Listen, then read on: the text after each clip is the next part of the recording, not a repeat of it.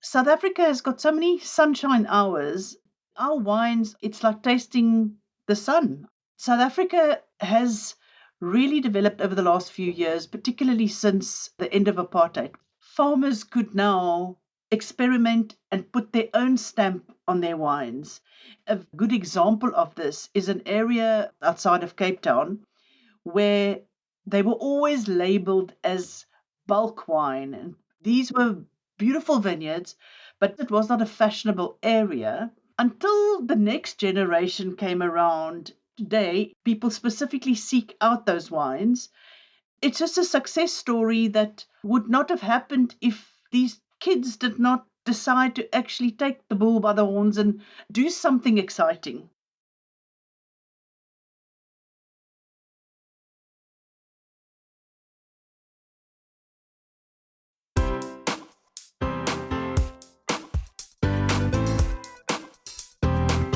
Do you have a thirst to learn about wine?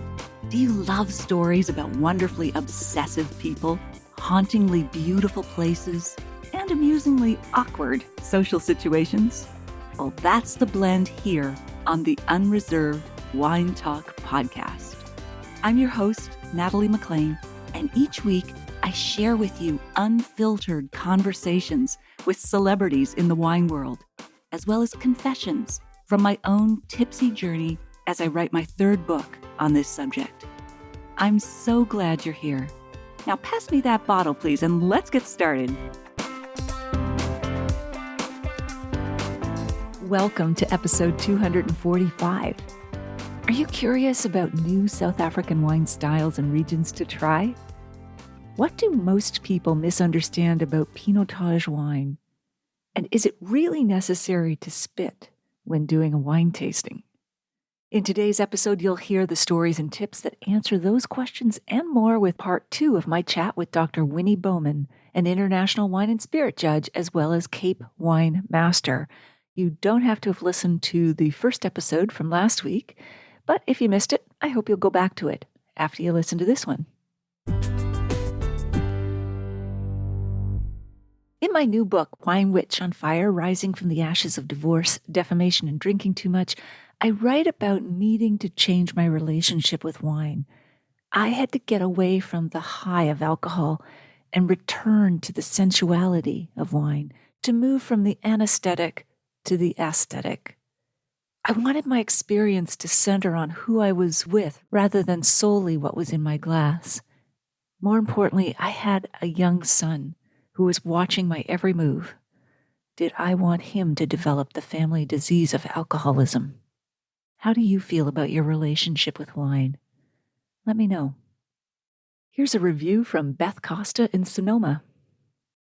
I spent a 100-degree day on the river near my home and read this book cover to cover in one sitting. Despite facing unwarranted criticism and hurtful comments on social media, Natalie emerges as a resilient leader. Her relatable wine expertise has made her a standout figure in the industry. In this book, she fearlessly shares her journey, pouring her heart out and emerging stronger than ever. Natalie is a true inspiration and continues to be one of my wine heroes. Thank you, Beth. If more stories like this continue to be shared, maybe there will be change, if not in my lifetime, maybe in our kids. Thanks, Beth. If you've read the book, I'd love to hear from you at natalie@nataliemclean.com. If you haven't got your copy yet and would like to support it and this podcast, please order it from any online book retailer, no matter where you live. Every little bit helps spread this message. I'll put a link in the show notes to all the retailers worldwide at nataliemclean.com/245. Okay, on with the show.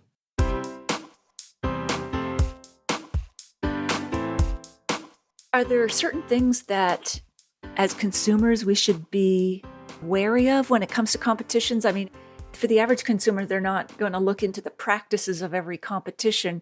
How do we know we're not just looking at medals that were awarded where, as long as you pay the fee, you're going home with a gold or something, even a medal of some sort? How do we distinguish that?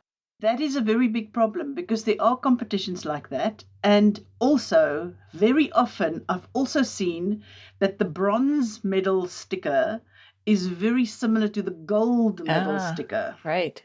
So it's very easy in a shop when you're taking something off the shelf to actually think that you've picked a gold medal winner, for example, Right. but actually it's a bronze, which it's there and thereabouts. I mean, the wine got a medal, but there's a very big difference between a bronze medal and a gold medal. And what I've also seen, Natalie, which is a little bit cheeky, is wine labels with like an already medal sticker on it. Ah. And if you look closely, it will say things like made in the vineyard or It looks like they won an award. nature's own. So if you look at the label, look that it is actually a sticker from. And of course, I'm saying recognized competition, but nowadays there's so many competitions Yes. that you can't always be sure. And of course, not all the competitions have the same medal value. For example, at the IWC decanter and IWSC, those kind of competitions, and I think I'm not sure about the American competitions off the top of my head now, but 95 is a gold medal, whereas in a different competition, 87 out of 100 can be a gold medal. And there's a very big difference in the quality assessment of 87 to 95. Oh, yes. Yeah. So, and it's very difficult for the consumer. I really think it's very difficult because there are also little competitions, fly-by-night competitions that give the biggest stickers. And how do you know? One has to be very careful when you're choosing a bottle of wine. And I think one should do your homework first. But of course, the problem is once you're in the shop and you need a bottle of wine for tonight, Right. you're going to buy a bottle of wine and then you're either going to go back to what you know. But for me, it's always interesting to try something different and just expand your tasting palette. Sure. So, to the extent those medals give you confidence to try something new, that's a really good thing. And the only other caveat I would imagine that people need to keep in mind is the very top wines, your Chateau Margaux, and maybe not just that tier, but some tiers under, probably don't enter competitions because they sell everything. No, they don't. They don't need medals on their labels or scores for that matter. They're not sending their wines to be reviewed by most critics, if any. Correct. So those wines you'll never see in a competition. Right. But I, of course, have my own view about that. And that is also that they might not like what they get. Right. So It's true. They have everything to lose. If they're the gold standard, why would you risk that? Why would you put yourself out there Yeah. when you've already got the accolades for being like, say, a first growth? Yeah, exactly. They don't enter competitions. So, and that makes it quite difficult. And especially if you're thinking of the Bordeaux first to fifth growth, I mean, those are all very fancy wines, but you'll never see them in a competition. So you'll never see them with the sticker on. Sure. And it's quite an expensive exercise just to buy them, to try them. Right. And you might get an odd bottle. And of course, the other thing with those wines is just like the slightest problem with them. Like, for example, a slight corkiness that is very difficult to detect.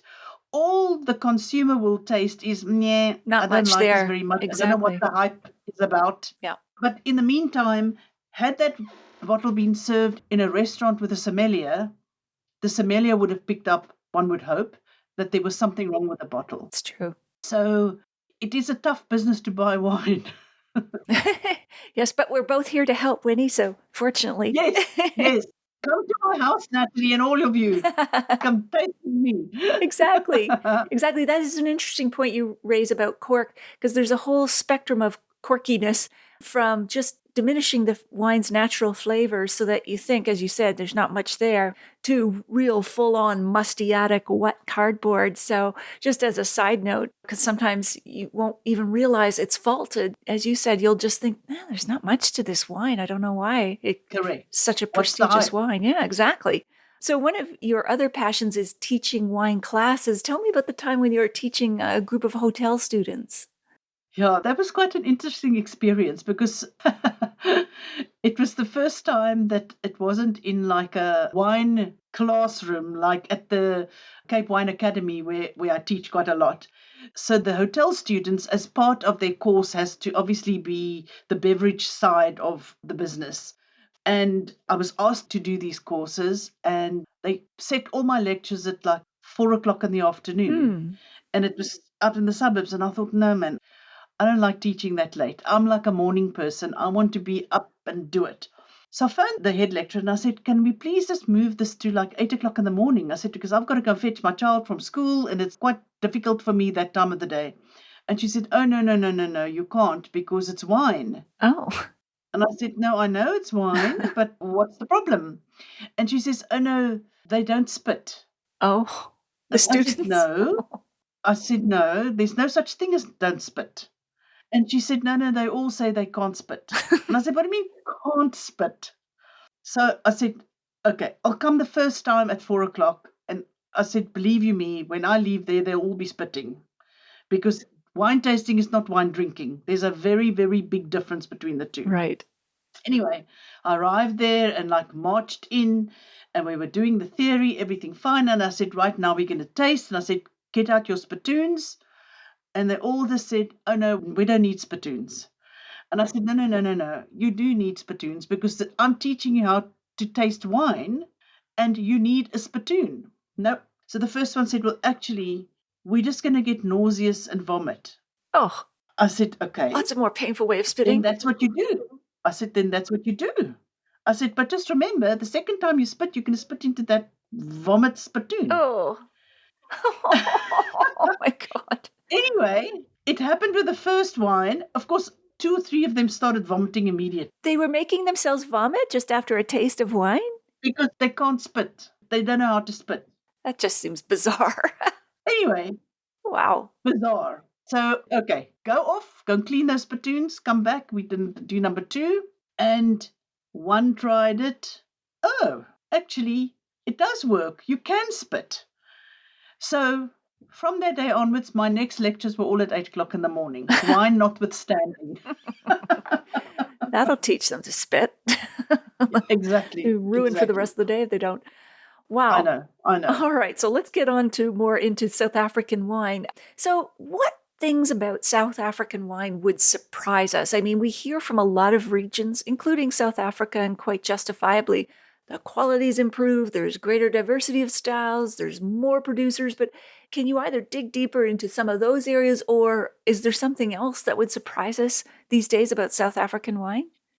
Well, South Africa is it's made for wine. The Western Cape, where I come from, is obviously where most of the wine is grown.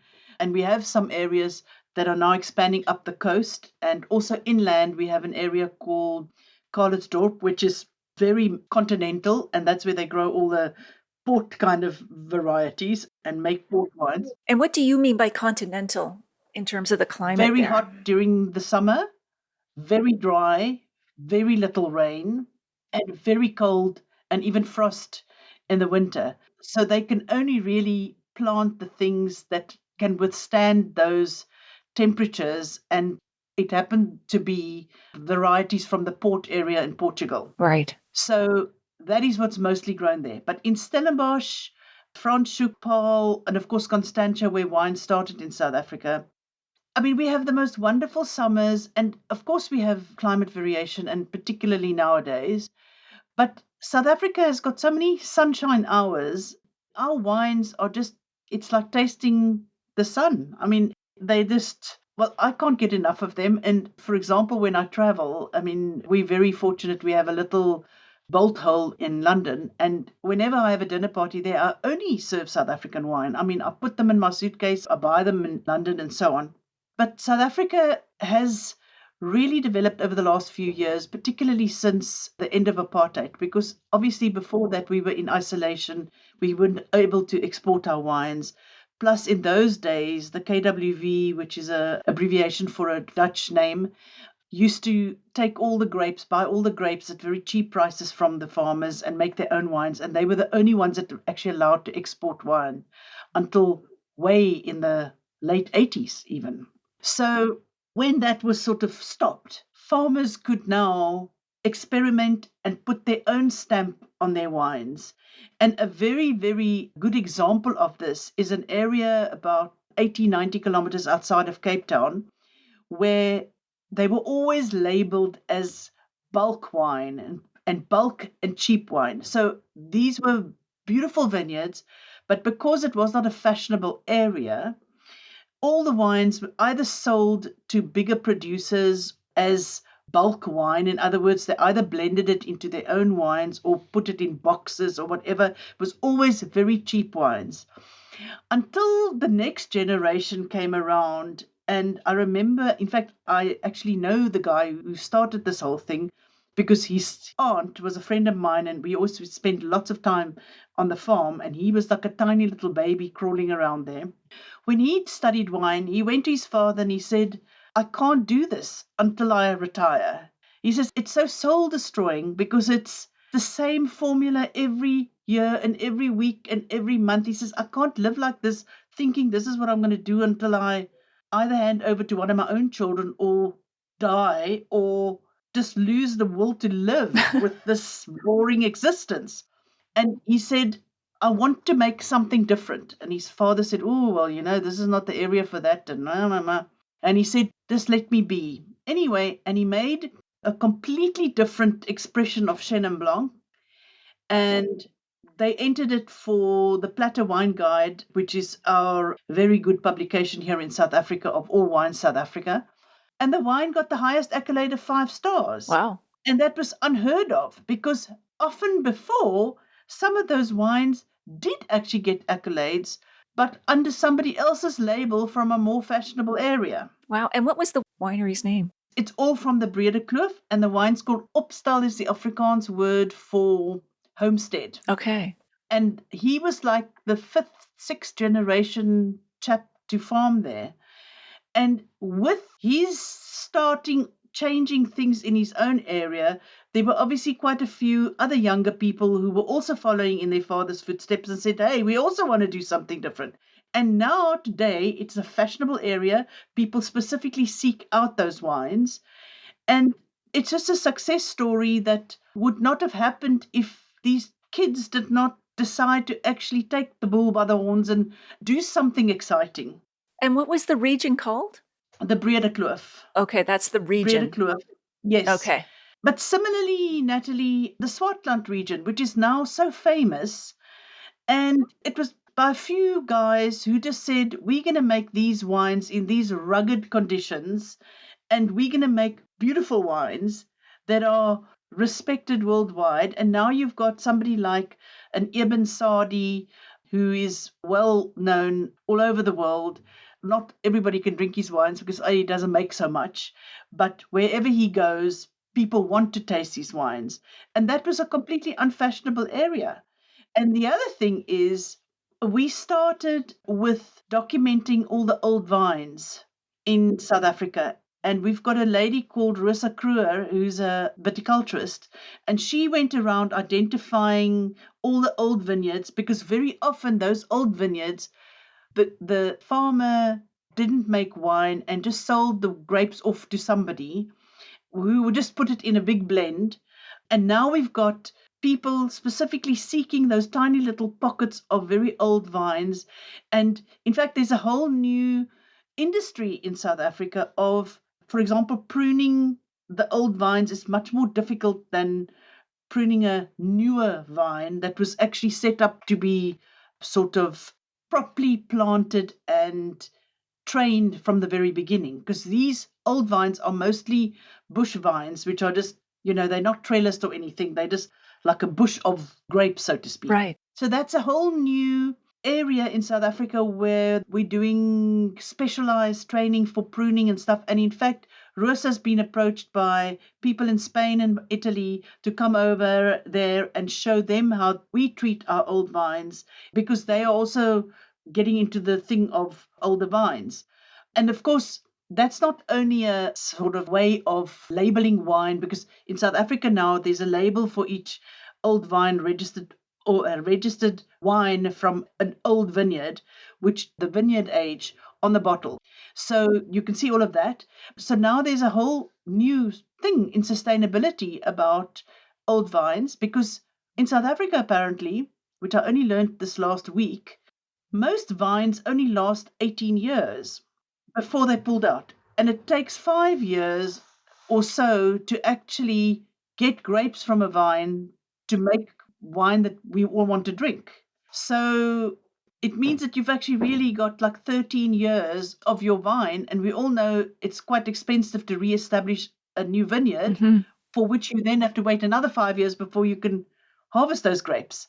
Were they replanting them so quickly, so to speak, because they just wanted the vigor of new vines? I mean, we all know that old vines produce smaller fruit and much more complex, interesting wines, but they don't Yes, produce a lot. So I guess they were they don't seeing the produce a lot. trade-off. It was worth just keeping ripping up and replanting. Ripping them up and planting new ones. So Huh. it was very interesting because I went to a talk by Aubrey Biercelaar, and I don't know if you have Kanonkop wines in Canada, but that's sort of our number one, I would say, winery in South Africa. Okay. And he was saying that they had to relook their whole system. And he said, we're already making wine as well as we can. We already have our vineyards in as good a condition as they can. So, what else can we do in order to make our wines better? And the things that they came up with were all things to do with sustainability.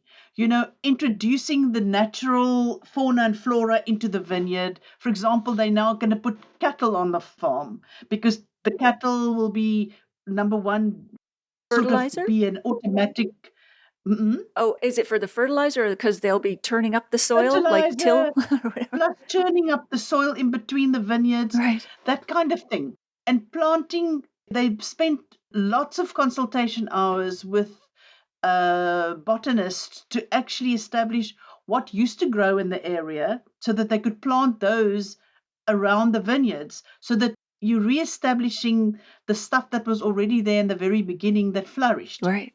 which makes it much cheaper in a way because the stuff is there already, and it protects the vineyards and is very sustainable because, I mean, whether we like it or not, we need this earth to can continue for generations to come, and we need to do things that will make that happen. And I'm hoping that wine's not the thing that's going to be falling by the wayside. Sure. So doing all we can here in South Africa. Absolutely. No, that is great. I mean, lots of interesting changes there. Now, I wanted to touch on Pinotage, which I believe is a blend of Pinot Noir and Cinsault. Yeah. If I've got that correct, yes.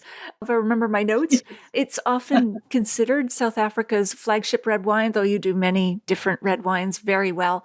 Why does or has Pinotage had such a bad rap? And some people would even say, it smells like rubber, some of them. So why was that? What's changed? And what would surprise us when it comes to Pinotage?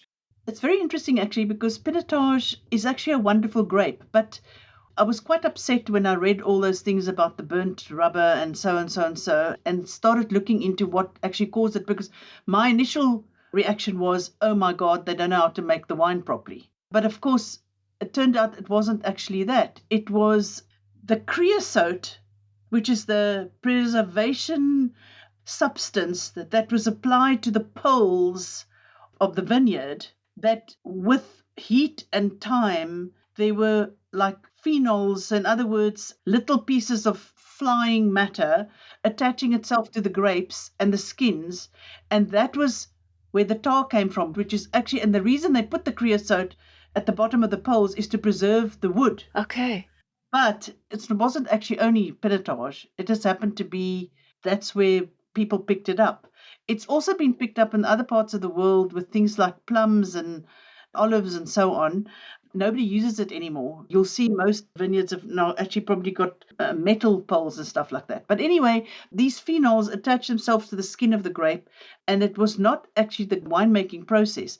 And of course, it also attracted things like smoke. If there was a wildfire in the area and stuff like that, because this creosote is a distilled product from tar in the first place. But I think Pinotage is quite a difficult, as a friend of mine would say, another kind of an animal. It's not strange as in that it doesn't taste like any other grapes. The grapes are actually beautiful. I think what has happened over the years is that the Pinotage Association has spent many, many millions of rands and man hours to actually really nail down what you shouldn't be doing, like with many other grape varieties, where it should be planted, how it should be handled, because people always thought it was quite a robust grape. And it actually isn't, because I mean, half of its parent is Pinot Noir. Pinot Noir, the finicky grape. And Yeah. since so, Hermitage, it's also a lighter style of grape. So today we actually have very, very good Pinotages. And it's funny because I did a Pinotage tasting. We have a Pinotage top 10 competition in South Africa. And I've got a friend who's got a South African restaurant in London.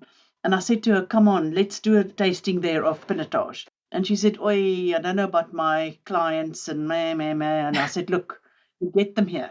And she's quite forceful, my friend. And she phoned them up and said, if you ever want a table here again, you will book for this Pinotage tasting. Anyway, and she did get about, I think there were about 30 or 35 people. And it was an eye-opener because people came with preconceived ideas of what they were going to be tasting. And they were all saying, oh my word, I don't want to taste burnt rubber. I don't want to taste burnt rubber. Because the perception was that burnt rubber was a characteristic of Pinotage, Right. which of course it isn't. Right. And they were very surprised by the voluptuousness and the complexity of good Pinotage. And I know there's Pinotage grown in Canada. Right. Yeah. Did you know that? I've heard, yes, little bits of it. Yeah. And in places like New Zealand, which is also a cooler kind of a climate. And of course, with Pinot Noir being part of the parentage, I mean, we get different styles of Pinotage. Like you can get the more floral sort of lighter style of Pinotage, and then also more to the heavier style, depending, of course, also on the oaking of it. I mean, a lot of people, there was a chap here that started using oak that was quite toasted, and it tasted almost like coffee. Oh, yes. There were some coffee ones, yes. There was even one called Cafe. Like it was marketed like coffee. There is a couple that are called something in the line of coffee. Yes.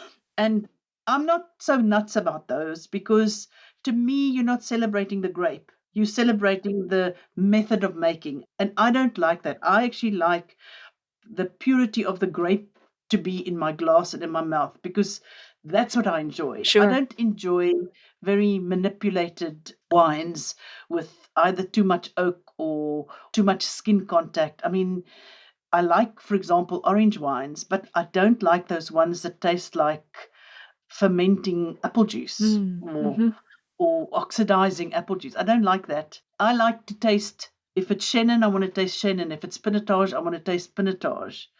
And that's, of course, I mean, that's me, but I just think that that's the way one can enjoy wines and very many different wines because then you don't have to taste the same thing all the time. I mean, if you want to taste oak, that's okay with me, but you're not tasting the grapes really then. Absolutely. You're only drinking the oak, so to speak. Well, and speaking of tasting, I don't want to run out of time before we taste two of the wines that you have today. I want to hear about them and I want to hear how you taste them because you do this professionally so frequently. So what are the two wines that you have with you today, Winnie?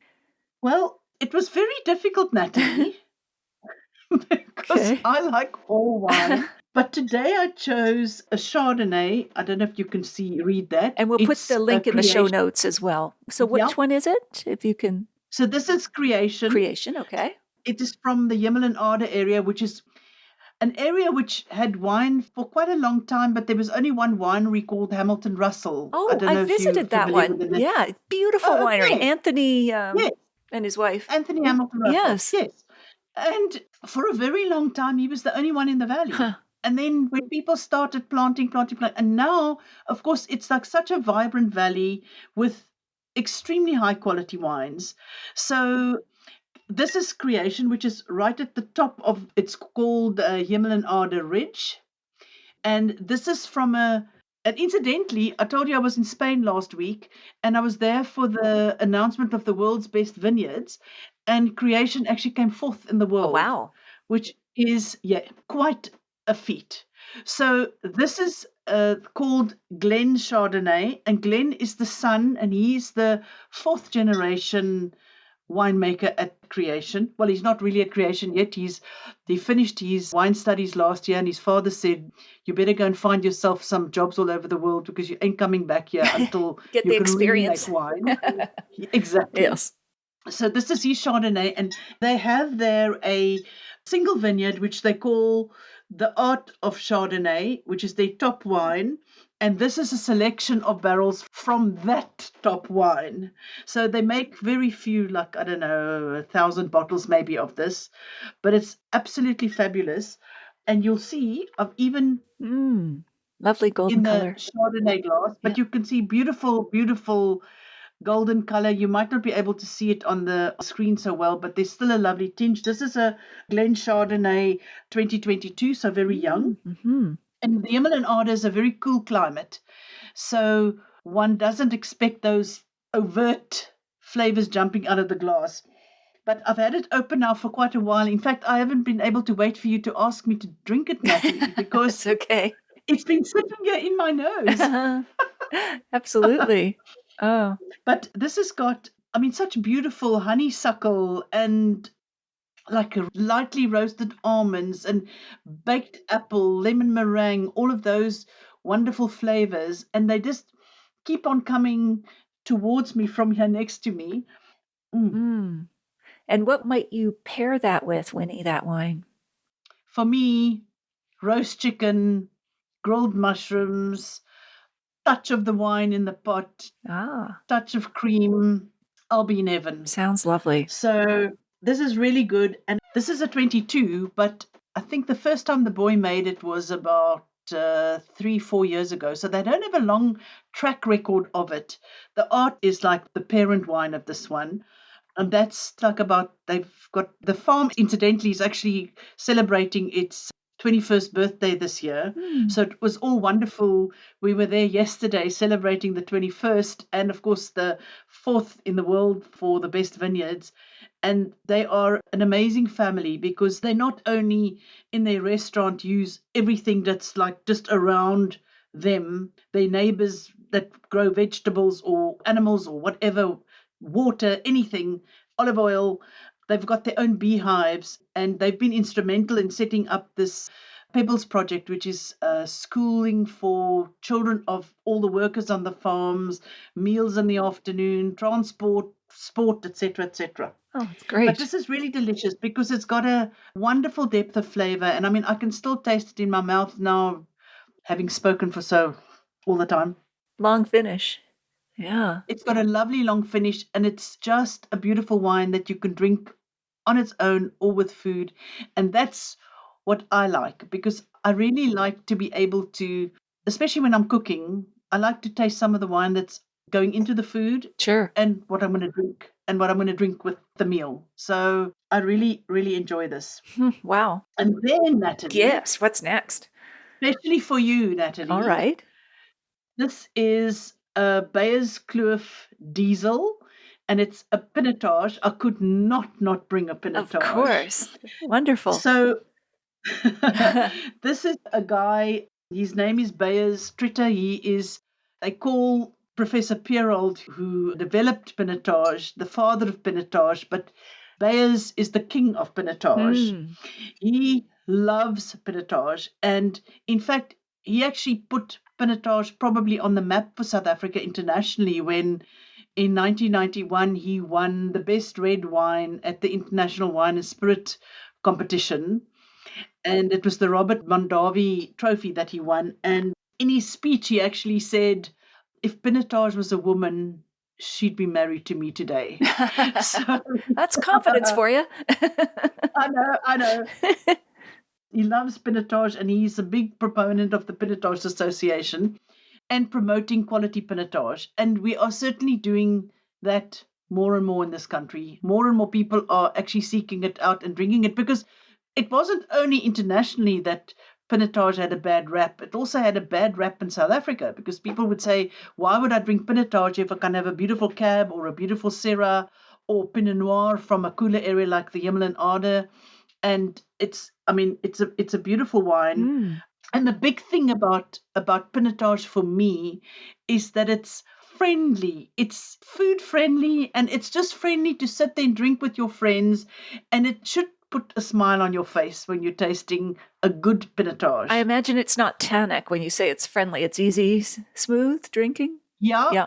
Because they have actually learned over the years how to manage the oak treatment of Pinotage in the cellar. Right. It's not only South Africa, I suppose, that used a lot of oak. We also remember like the big Australian Chardonnays, as well as the American wines that were just so sweet and heavy, and all oak. Yes. Oak to me should be a sprinkling of spice and not be the wine. Exactly. as I said earlier on, I like to taste the grape. Yeah, And that's absolutely. And so what does that one taste? I'll let you so sip. this What do you get from that? plums and Plums. bramble and some lovely dried herbs. Mm. And it's almost got like a liqueur-like quality on the nose. But again, also very full and complex. Mm. Mm. And once you taste that So this one, is it full-bodied or is it medium? it's a full-bodied wine. Okay. It goes into all new oak. Okay. However, if you've got good, healthy, ripe grapes, Mm-hmm. it can take the 100% oak. Right. Because it's got tannins, it's got like a little nip at the end, but it's not bothering you on the palate in terms of overpowering the flavors of the grapes. Mm. And that's what I like about this wine. I mean, it is their flagship wine, Yes. and they make a hell of a lot of it. But it is something to seek out if you ever get the opportunity. Absolutely. And what would you pair with it? If you could meet Bayers, Oh, he's that's a bonus. yes. He and his wife, Pinotage. He and his wife, Mrs. Pinotage. Mrs. Pinotage, yes. And what would you pair with that wine, Winnie? This, to me, a beautiful roast leg of lamb, some olives, because it's also got like a salty saline finish. So with olives and even tomato, it's a very versatile wine. Mm. And although it's quite a big wine, it doesn't feel, and that's why it'll go with all of those tomato and olive and lovely rare roast lamb leg or whatever. Mm. Wow. Well, you've made I'm me getting hungry and hungry, thirsty. You've done your job. My goodness. And I cannot believe how fast the time has flown here. My goodness. I did promise you a 3-hour interview, but I'm not going to hold you to that. But we've had a wonderful chat, Winnie. Just before I ask you where folks can find you online, is there anything that we didn't cover that you wanted to mention before we wrap up? Well, I just want everybody to come to Cape Town. Okay. Come and visit us. Yes. Come visit our winelands. Come and visit our people. Come see all the diversity in Cape Town. You know that, I mean, Table Mountain alone has got like more biodiversity than the whole of Europe. So we've got plants, we've got people, we've got cultures, we've got everything here. We've got the beach, we've got wine. You've got to come. And now that I know you've been here before, you're going to have to come again, Natalie. Absolutely. Yes. We'll have to have a glass of wine in person next time. That'll be lovely. And where can we find you online, Winnie? So on Twitter, I am at WinBeebee, WinBeebee. Okay. And the reason for that, of course, is that they've stuffed it up the first time. I was actually only WinB, and okay. Right. On my email is WinB, WinBeE, okay. at Syrold, which is SYROLD.co.za.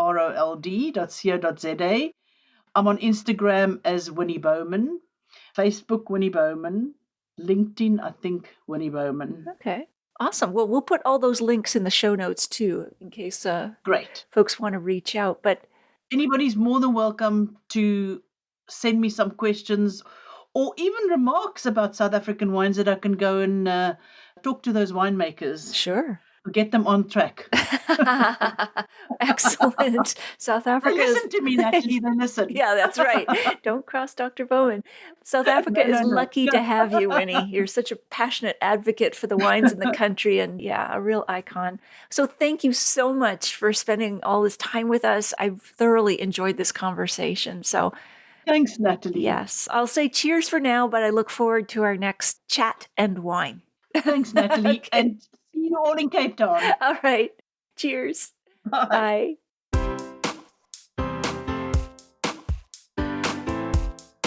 Well, there you have it.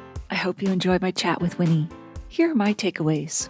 Number 1, I love listening to Winnie talk about new South African wine styles and regions to try, as well as the fact that the country gets so many sunshine hours for ripening and deepening the flavor of those wines. 2, I appreciated her background on the Pinotage grape and that it's not the robust wine that many people assume it is and can be quite elegant. And 3, I found her story about a fellow judge not spitting delightful and also a cautionary tale for myself. In the show notes, you'll find the full transcript of my conversation with Winnie, links to her website, the video versions of these conversations on Facebook and YouTube Live, and where you can order my book online now, no matter where you live. That's all in the show notes at nataliemclean.com/245. Email me if you have a sip, tip, question, or if you've read the book at natalie@nataliemclean.com. If you missed episode 83, go back and take a listen. I chat with Dr. Antonia Mantonakis about wines endorsed by celebrity athletes and which ones score on price and taste. I'll share a short clip with you now to whet your appetite.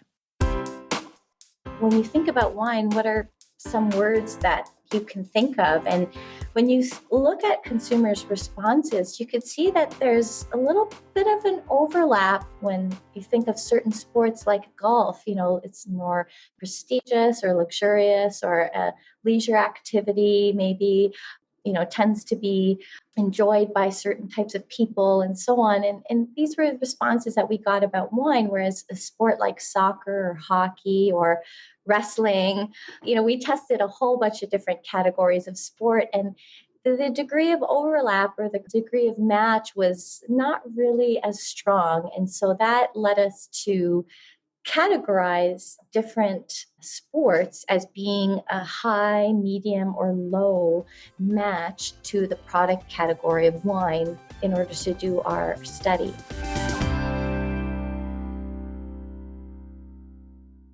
If you liked this episode, please email or tell one friend about it this week, especially someone you know who'd be interested in the wines, tips, and stories we shared. You won't want to miss next week when I chat with Mark Lindsay on his podcast, The Wonderful World of Wine. Thank you for taking the time to join me here. I hope something great is in your glass this week, perhaps an elegant Pinotage.